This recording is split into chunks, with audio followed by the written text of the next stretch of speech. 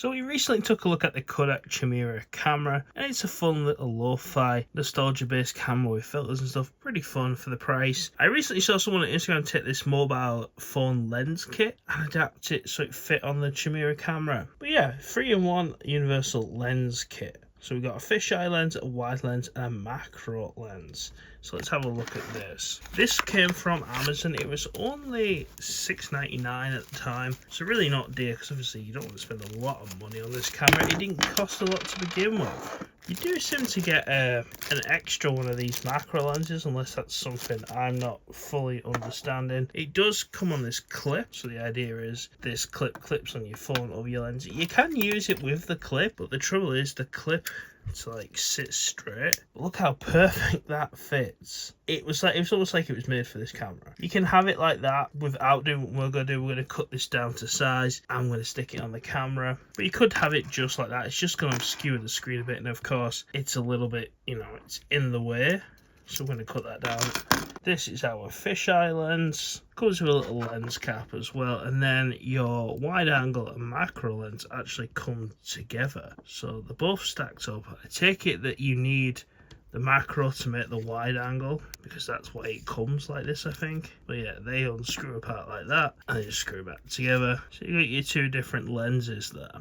I think we need to go to the workstation, get this cut down and put on the camera. Let's go and do that. So to make this accessory fit on our camera, we need to basically snap this in half and cut it down with a hacksaw, just so we have the little screw piece. We're just putting it in this vise here just to make it a lot easier. It's just, so it's not sliding around while we're cutting and we don't cut ourselves. Then after we've done that, we're just going to take it over to the grinder and grind. And you can easily do this with sandpaper. I just couldn't find any sandpaper. Don't try this at home. But once we've smoothed it out enough, we'll go back and stick some glue on it. So we've now cropped down the little ring. You can see we've managed to shave it down as much as possible. It's not the smoothest job in the world. I'm not an expert at this stuff by any means, and maybe a grinder wasn't the best, but it certainly got it down. It's flush as it's going to get. It's not too bad at all. Maybe a little bit of something there, but hey, it's DIY.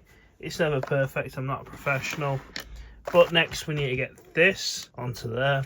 And for that we have this Loctite super glue or plastics, So we've got this plastics glue. So what you're supposed to do is supposed to take this black pen, go around the back of the plastic here where we want to adhere the glue, and then we give that some time to dry in, and then we apply the activator, or whatever you call it. So yeah, they're the two pieces. They're the instructions. So we're going to try and follow them as much as we can.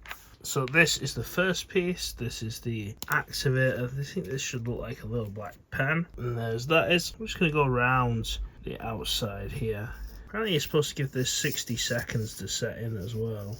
It really is just fading away into the plastic there, as you can see. I don't know if that's a good sign or a bad sign at this moment in time. We're just going to do this side of the plastic, and we're not going to do the camera side yet. We're just going to do this side. No matter how much I put on that, it's still dissolving. I take it maybe this is like a cleaner or something. Maybe it's like a alcohol-based cleaner. Just by the way, it's evaporating in the air. But we'll give that about 60 seconds to set, and then we'll come back and put the glue on. So it's probably been about that amount of time now. So we've put the lid on the super glue. I'm just going to stick this on here, and as you can see, before we do that, the activator has done something to the plastic. It's gone a bit white in areas. I'm going to add a little bit of super glue and see. Try and do as little as possible, just because I don't want to risk damaging the camera or putting too much on and getting it on the actual lens itself. I think that's probably going to be enough for what we need. So I think next is to put the plastic onto here. There we are. Hold firmly. There we are, it's about level.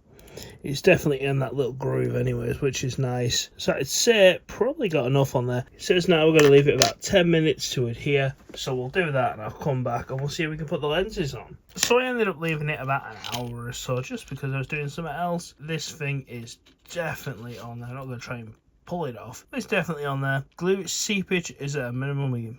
The most notable part is just up here next to the logo, which I'm kind of not happy about, but yeah, not too bad on the sides. And one gutting place that I got it as well was here on the back, but I think that's when it got stuck on my finger. Does it work? So we just screw these on, and there we are. Look at that. How cool does that look? Now, is that a pocket camera or is that a pocket camera? So let's just have a quick look at what it looks like with the lenses on and off, you know, and then I'll go and take some pictures and we'll see what we can do.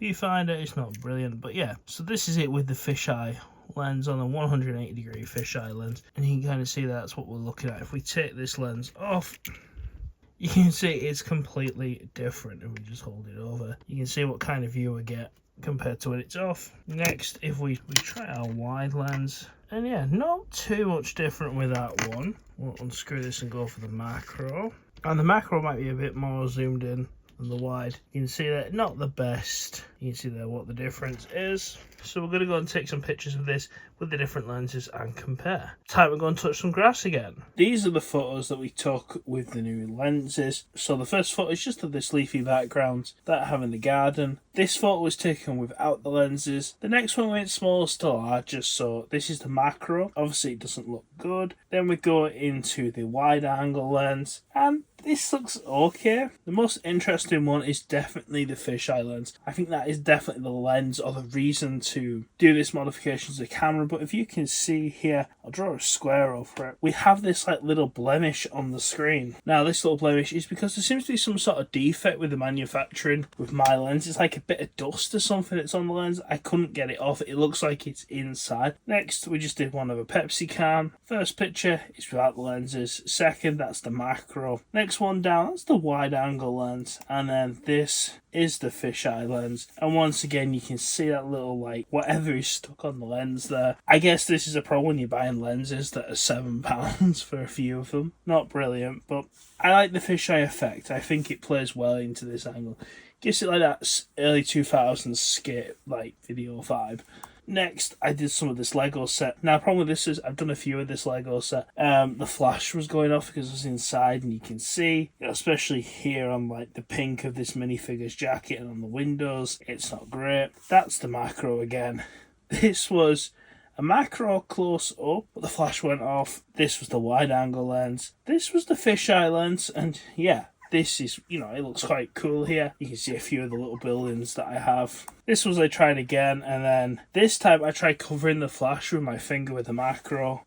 The macro lens really isn't that great. I tried again. This is another fisheye lens photo. I was trying to see if there was a way I could get the little blemish out, but unfortunately not. Overall, I think this is a cool modification, mainly if you want the fisheye lens. And make sure you get a decent one, you know, return it if it's not like 100%. But yeah, I think that overall it's a cool little modification. I want to know, would you guys do this to yours? Like, comment, subscribe, and join the channel if you want. And I'll see you next time.